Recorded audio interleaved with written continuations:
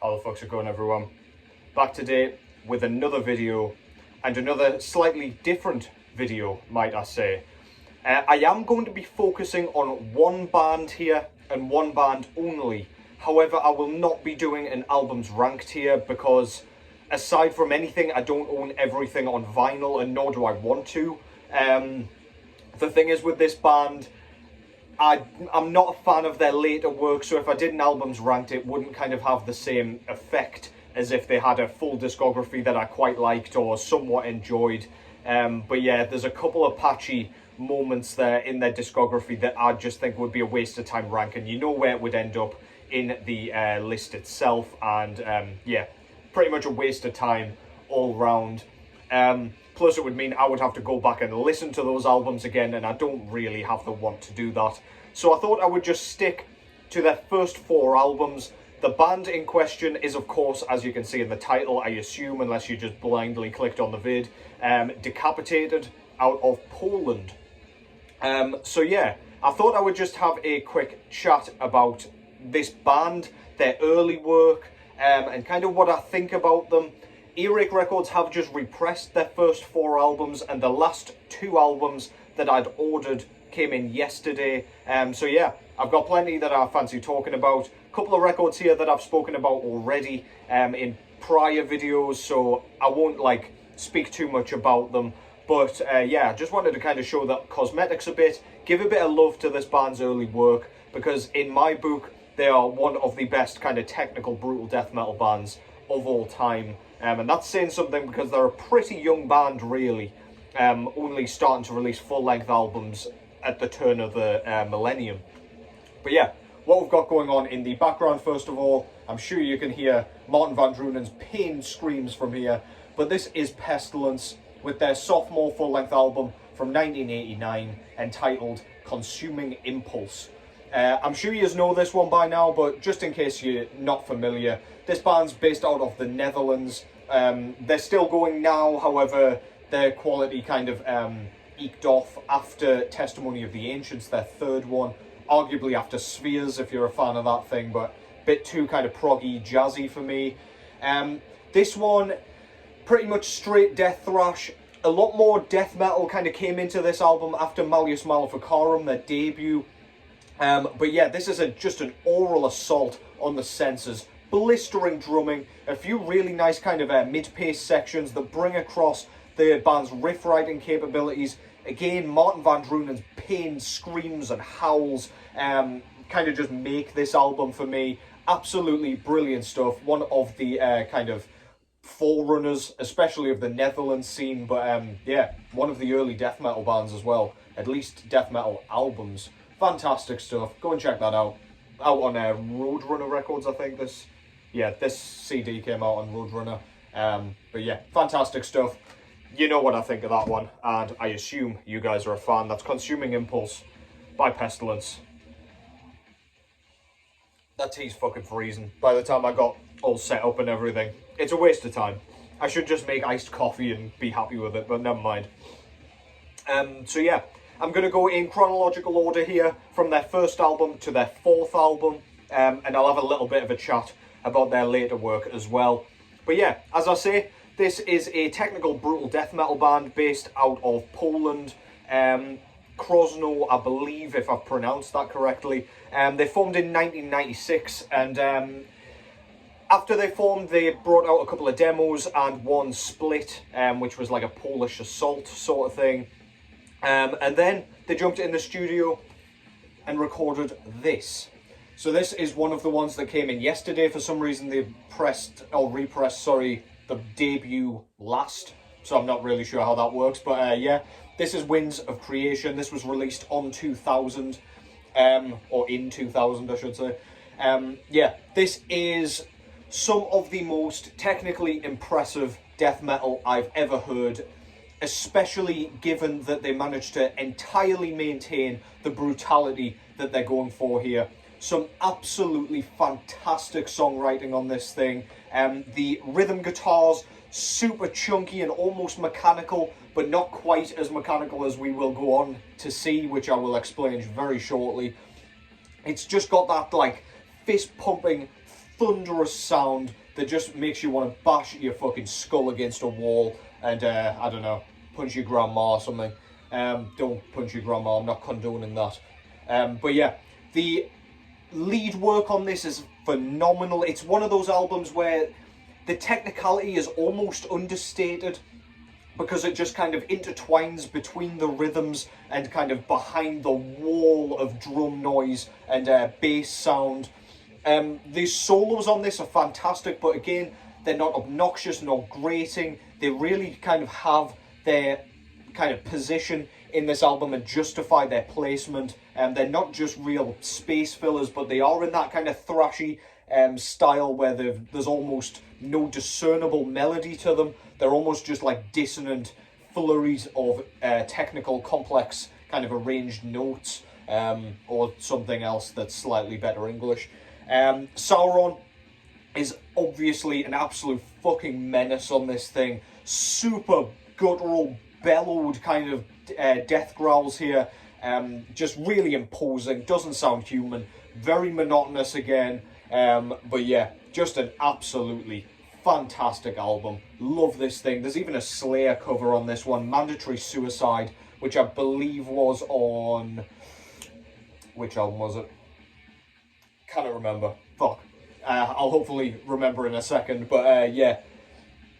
South of Heaven, there we go. Thank fuck for that. Yeah, I believe it was on there. And Decapitated, as I will show in a second, they don't mind doing like cover tracks, at the back end of albums, and yeah, this one's absolutely brilliant as well. They do justice to it without just kind of completely ripping it off and doing it in exactly the same style. I think they do a wicked job and almost make the song their own. So yeah, brilliant stuff. I'll go into the cosmetics a little bit. So the front cover there shows a guy stood in what looks like a lake of fire with a bunch of Lovecraftian shit going on around him. I don't really know what's going on.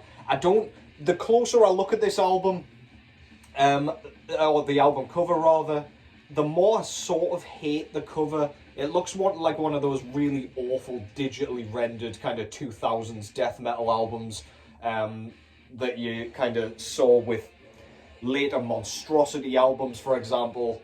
Solstice also did it. Yeah, it's just... it looks like it's been really badly stuck together, like in a collage sort of style. But as long as you look at it from a distance, it's pretty eye-catching, pretty interesting to look at. But yeah, love their logo though, of course. And the title there, fantastic. Back cover shows the guys in the band. I do like the way they've sort of popped themselves in this said blizzard of hellfire here. Track listing just there, as I say, Mandatory Suicide. Being the final track by Slayer. We get like a sort of insert here with the band credits and everything, just kind of the info about where it was recorded, who produced it, all of that good stuff. Lyrics on the back there. And this came on this, fucking hell, the static on these sleeves. Really, really nice kind of red with black splatter vinyl. Goes splendidly with that cover, of course. I managed to get all of these represses on splatter vinyl, which all fit perfectly with the cover art and kind of colour scheme. So yeah, really good shit. Winds of Creation, their debut. Absolutely fantastic. Next up is arguably their most popular record. This is Nihility, which came out in 2002. Yet another dodgy cover, but I'll go more into that in a second. On this one, we saw the band kind of lean more into that robotic sound that I was talking about earlier with the rhythm guitars.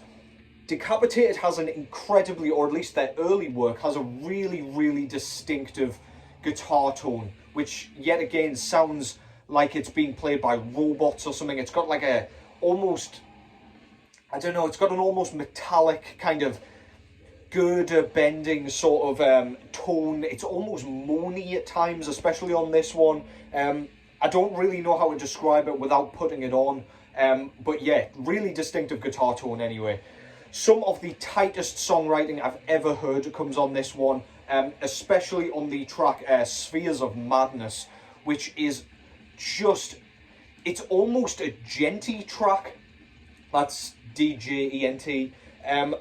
In that the drums, the riffs, and everything just go along at the same time, along with the vocals, and it just sounds like such a regimented sort of track. I don't know how long it must have taken them to get this down and tight and perfect and like recordable, but holy fuck, it's an assault on the senses yet again, but it just sounds like it's all being played by one person all at the same time. It's just that well structured. Absolutely brilliant. We've got so many memorable kind of riffs on this thing. Symmetry of Zero has one of the catchiest goddamn brutal death metal riffs going. It's almost sluggish, to be honest. It's a bit slower than a lot of their other stuff.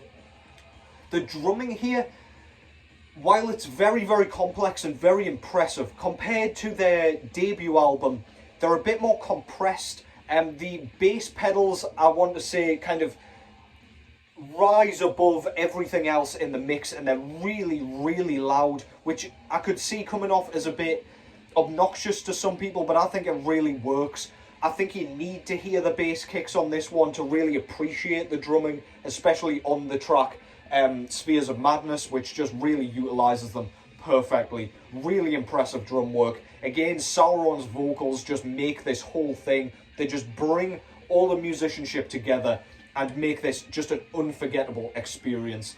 This is like some sort of futuristic dystopia where robots have taken over. It's the best way I can describe it. But yeah, absolutely fantastic. Front cover there shows what looks like some sort of crash test dummy or something, or those things that you do CPR on when you're doing your first aid courses or whatever. But yeah, anyway, it's got a gaping wound in its chest cavity with a bunch of wires and fuck knows. It's another one of those cover arts where it looks like it's come from lots of different images and it's all just been stuck together digitally, and it's kind of an ISO again.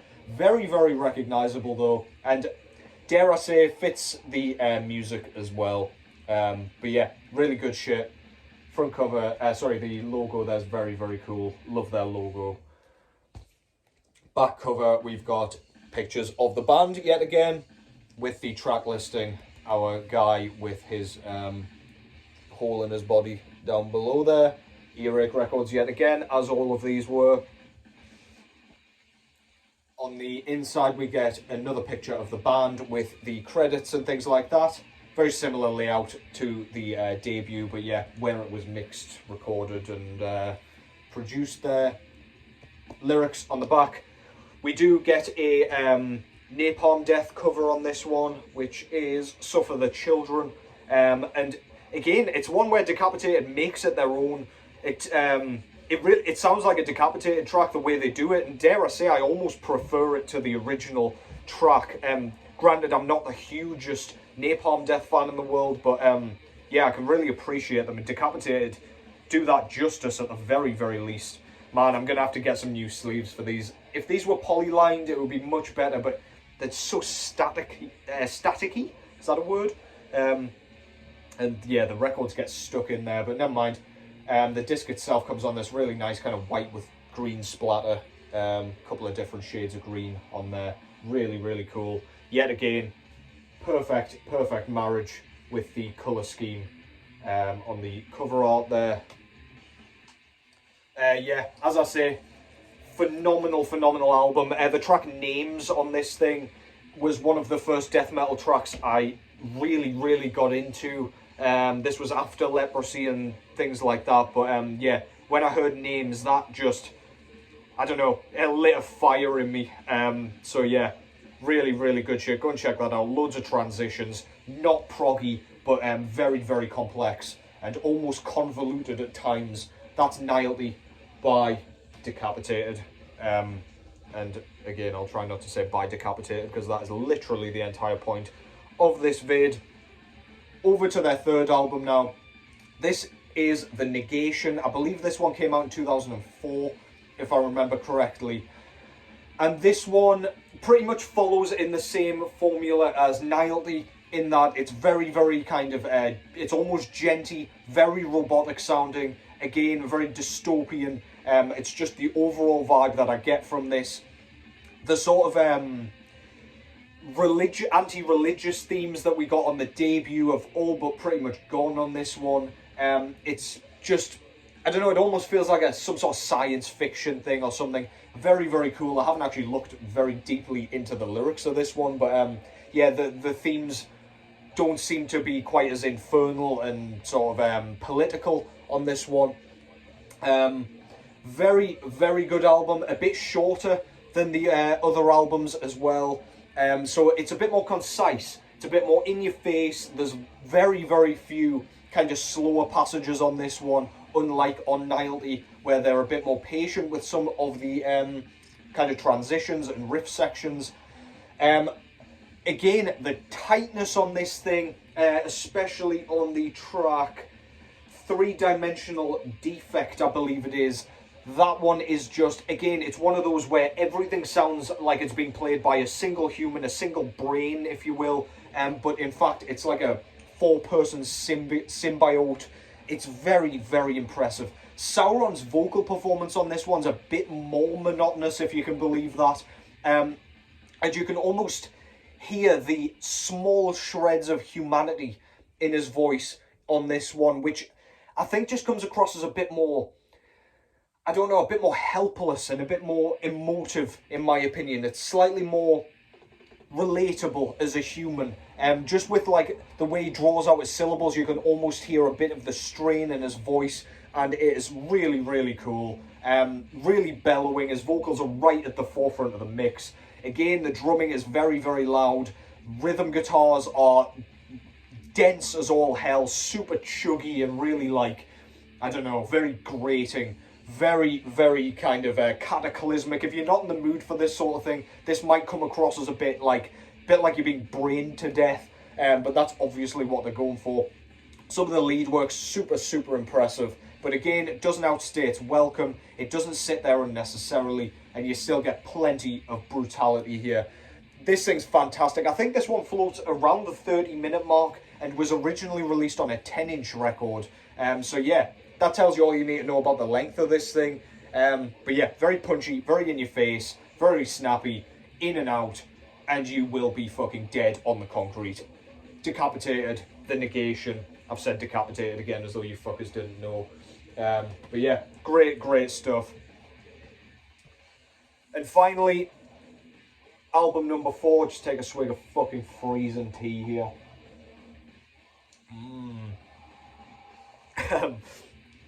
Record number 4, which came in yesterday as well, at the same time as Winds of Creation. This is Organic Hallucinosis. Naturally, they pressed the 4th one and the 1st one together. I don't know what the fuck they were doing there. But yeah, this one came out in 2006, I believe.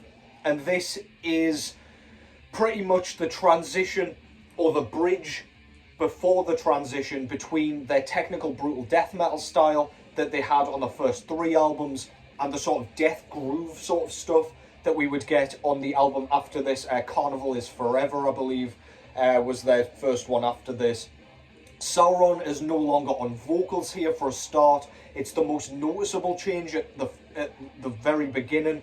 You just know something's up with the vocals. You're like, has his voice gone, or have they changed vocalists? They have indeed changed vocalists for this one. We get a much more kind of hardcore yell on this, kind of reminiscent of the sort of some of the Stockholm Swedish death metal vocals that we get on things like Clandestine by Entombed, for example. Dismember's work as well is quite in this vein, more of a yell than a growl. Not very guttural at all compared to Sauron's voice, which means you can hear a lot of the lyrics here, which is, I mean, to some that may be a negative thing, but I personally like it.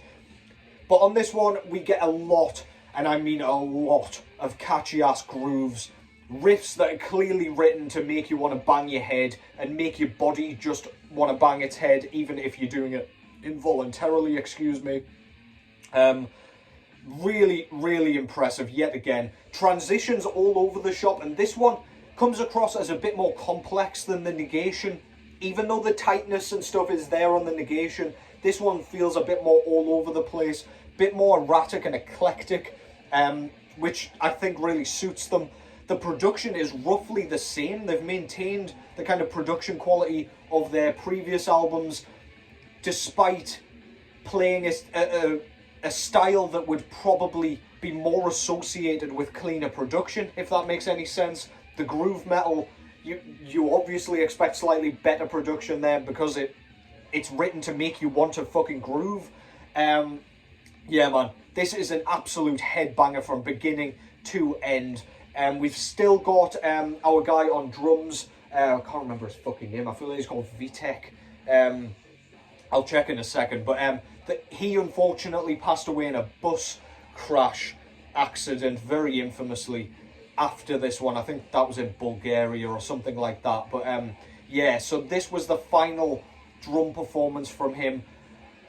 And after this album, you can kind of feel the drum complexity and the signature sound that Decapitated had as a result of it kind of dissipate a little bit. Not that the replacement drummer isn't fantastic as well, because my god, that guy can play. He does kind of drum cams and things on YouTube. But there was something special about this guy. He just has that. He has his own sound and his own style and a complexity to his playing that is basically, you can't really replicate it. He was just one of a kind. And yeah, as a result, this was their last great Decapitated album for me. This vocalist only did one album with them as well. They moved over to Rafa Piotrovsky, I think he's called. I don't know if I've pronounced his name correctly there. But yeah, I probably prefer Rafa's vocals, to be honest, to this guy. But yeah, the band changed quite a lot after this one. And they went more and more into that groove sound, which didn't suit them, in my opinion. I haven't checked out Cancer Culture, which I didn't check it out of principle for that dog shit fucking current whatever title. I just couldn't get past it. It just comes across as corny and goofy to me. But I did check out the albums before that, which were Anti-Cult, I believe, Blood Mantra, and Carnival is Forever. I'm hoping I haven't missed one out there, but those ones just did not do it for me. They didn't have the same oomph. They didn't have the same balls, basically, as these albums. I can see people like falling off the Decapitated wagon before this one, to be honest, because this one, it's a bit of a unusual one in terms of like what you were used to with Decapitated. But yeah, I feel like I'm rambling. Anyway, there's the front cover. Show you the cosmetics here. We've got a very gross looking robotic head, robotic humanoid cyborg kind of head. Looks like it's rigged up to some sort of medical device. I don't know. Fucking eyeball up here. And again, one of those awful 2000s cover arts, but I quite like it. It's quite charming and it's very unique. Yeah, again, Decapitated's logo is cool as shit. Back cover, we've got the track listing there and another picture of our guy who is on the front cover. Don't know what's happened to him. Don't really want to know what's happened to him. Got the lyric sheet here. This also has the record in, like with the others. Is it going to tell me? Oh, fuck's sake. I should have checked on the other ones. Nope, it's not going to tell me the lineup. I'll have to check another sheet. But yeah, really nice layout. It's just that same guy put everywhere. And this came on a stunning gold with black splatter. And yet again, just the perfect fucking marriage between colour scheme on the cover and indeed the disc. So yeah, that's it for this video. I hope you enjoyed that. I hope you are a fan of Decapitated like I am. This was one of the early kind of death metal bands that I got into. Yeah, it is Vitek on drums, by the way, just to clarify. But yeah, one of the, as I say, first death metal bands that I really started like getting into and following. I saw these guys live quite a few years ago at this point, and they are going to be touring with their Nihility album very soon. They'll be playing that in full, which I'm going to try and catch. I think they're in Newcastle in December, if I'm not mistaken. So yeah, I'll try and catch them, and you guys should definitely try and catch them on that tour as well. Yeah, so like, I was listening to Death, yeah, I was listening to Autopsy by that point, but Decapitated really kind of, I don't know, they showed me how brutal it really could get. I mean, of course, I was listening to Cannibal Corpse and shit as well, but I hadn't really explored any technical brutal death metal, or brutal death metal even, really, aside from bands like Cannibal Corpse by that point. And yeah, as I say, they lit a fire under my arse to go and check out some more shit. Went on to Nile after this. If you do like the band Nile, pretty much translatable over to Decapitated. I would argue their first two albums will really scratch that itch. If you're looking for a band that's similar, I don't feel like anybody really talks about Decapitated nowadays in terms of their older work, unfortunately. Not that they're underrated by any stretch, they're pretty fucking well known actually. But yeah, now that they're being repressed, I'm hoping to see more people talking about them. But yeah, I'll stop rambling. I still haven't done my Q&A video, which I do quite fancy doing. So if you do have any questions, do whack them in this video. You're welcome just to pop them anywhere, and I'll find them and write them down. But yeah, hopefully should be back tomorrow with another vid. But yeah, enjoy the rest of your weekend. Take care as always. Thank you for watching, and I will catch you in the next one.